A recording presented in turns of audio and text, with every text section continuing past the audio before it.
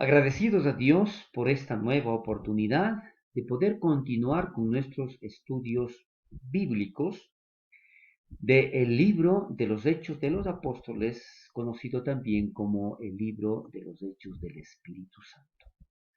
Continuamos con el capítulo 9 y en esta ocasión su séptima parte, en donde aquí veremos exactamente a partir del versículo 26 y 29, y si podemos tal vez llegar al versículo 31, pero en los versículos 26 al 29, Pablo realiza la visita o su primera visita a Jerusalén después de su conversión y declara allí que trataba de juntarse con los discípulos, pero todos le tenían miedo. Porque recordemos que salió precisamente de Jerusalén hacia Damasco, en donde con autorizaciones quería coger prisioneros a los seguidores de Jesús o llamados o conocidos en esa época como los del camino. Parece extraño que los cristianos en Jerusalén aún desconfiaron tanto de Saulo a pesar de que ya habían pasado 3 años de su conversión. Quizás pensaron que Saulo era parte de un complot elaborado y muy extenso, porque después de 3 años consideraron que Saulo estaba preparando algo contra ellos. O se preguntaban por qué se había ido solo por un tiempo a Arabia. Probablemente estaban renuentes a aceptar una conversión tan dramática sin verla con sus propios ojos.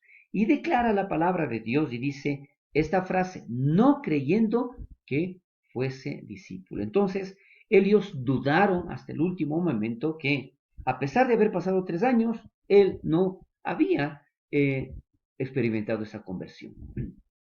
Sin embargo, aquí nosotros también podemos en este enunciado ver algo que no solamente a Pablo, sino a cada uno de nosotros nos puede suceder. ¿Por qué?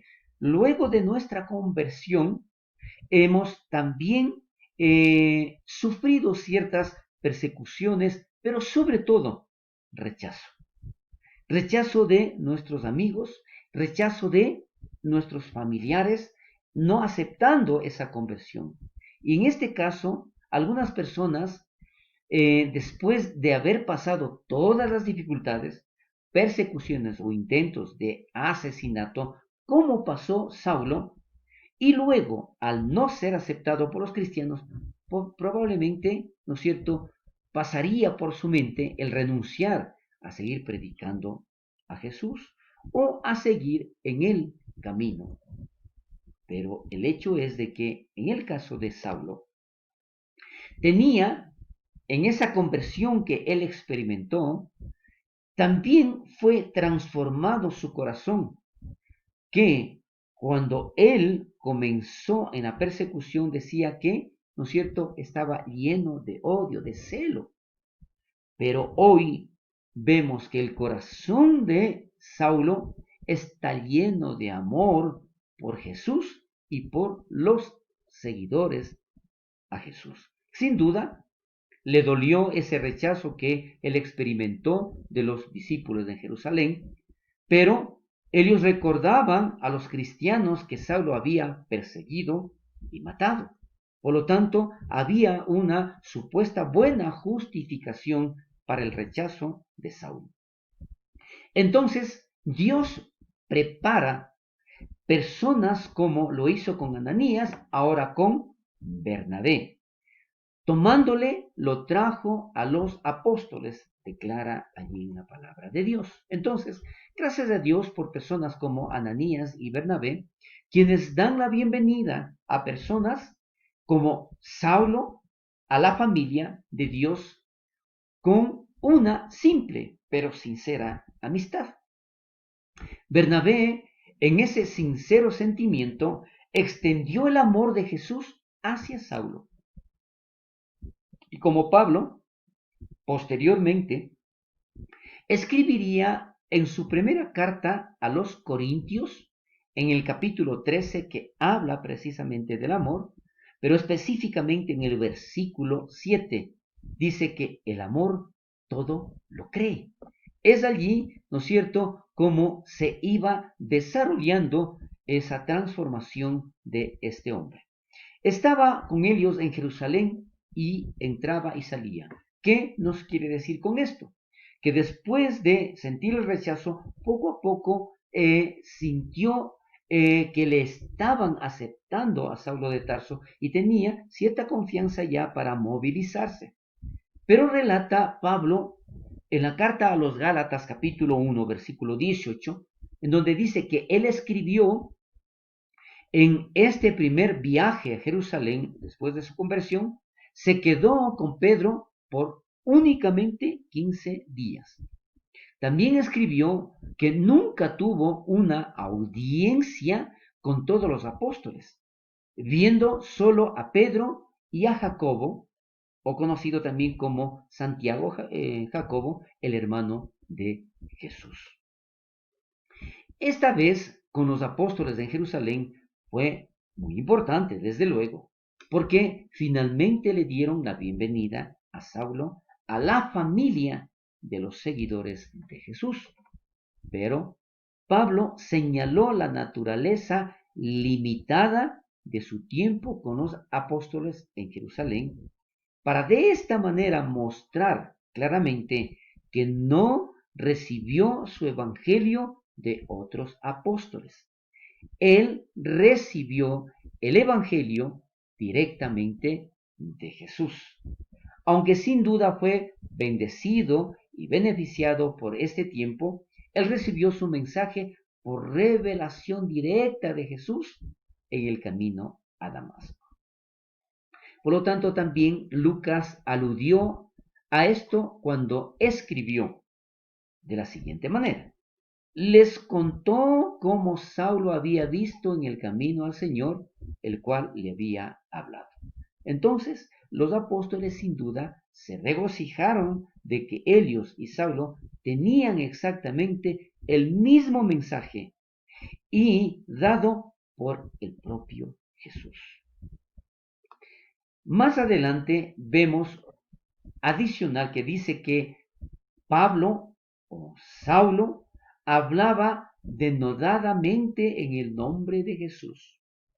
Pero había algunas personas que procuraban matarle. No se trata, ¿no es cierto?, de los apóstoles ya le aceptaron, pero había otros que querían matarle y lo vamos a ver más adelante en detalle. Saulo nuevamente enfrentó la persecución y los intentos de asesinato. Esto vino a ser un patrón recurrente en su vida, porque recordemos que en su conversión, cuando Ananías fue a imponer las manos a orar por Saulo, dice ahí la palabra de Dios que en la puerta de donde él estaba había guardas cuidando que él no se escape porque ya quería matarle. Entonces empieza desde allí la amenaza de muerte contra Saulo. La historia de la conversión de Saulo comienza cuando sale de Jerusalén para perseguir a los seguidores de Jesús. Y mire ahora cómo se da.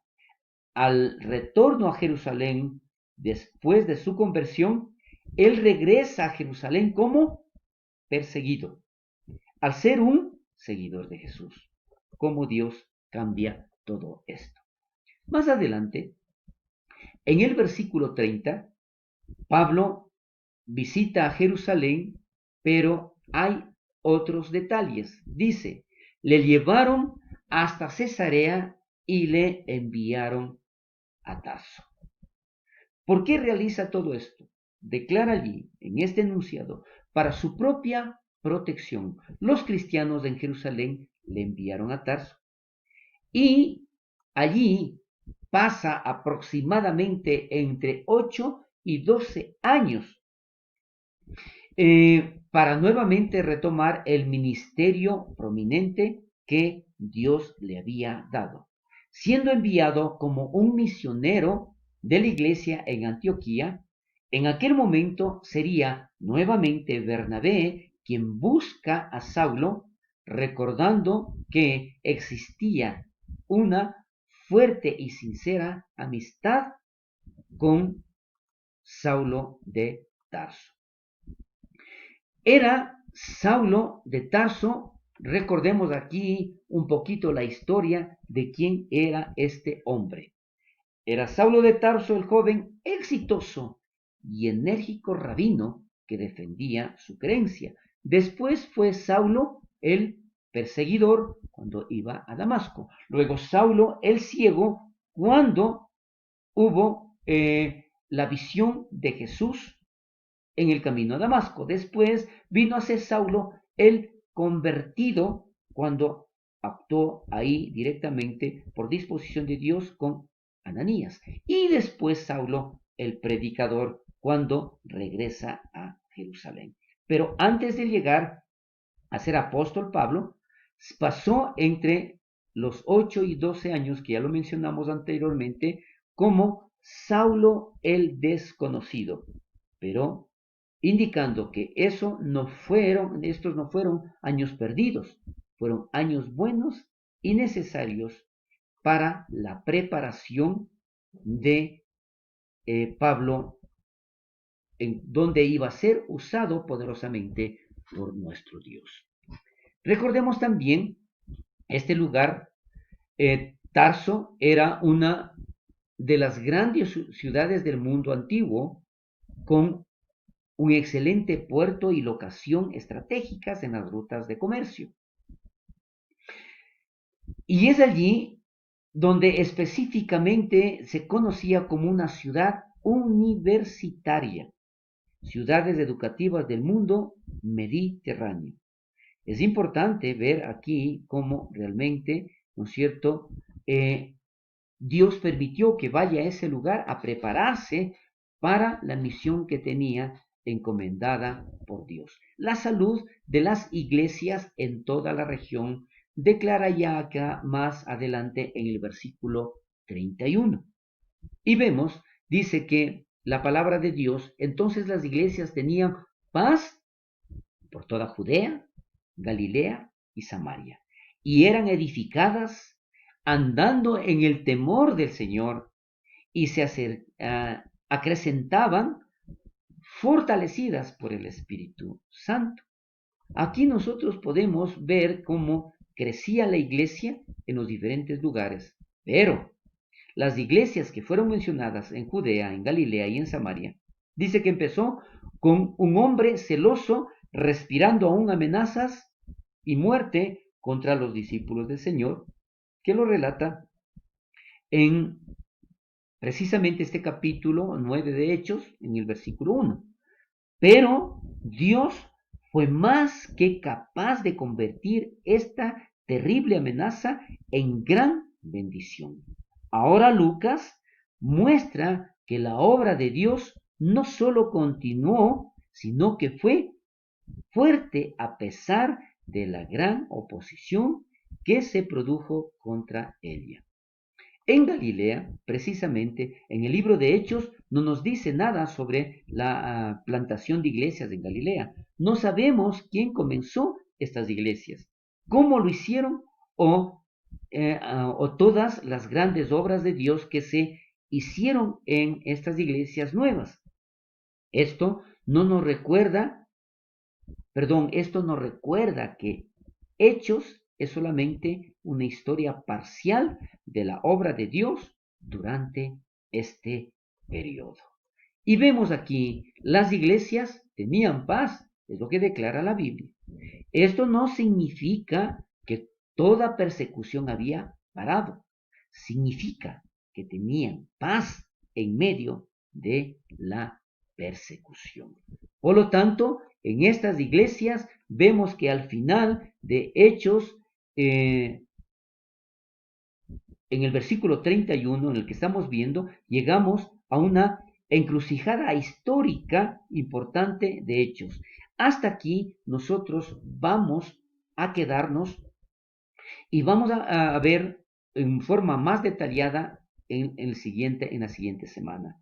Que Dios bendiga poderosamente y continuaremos después.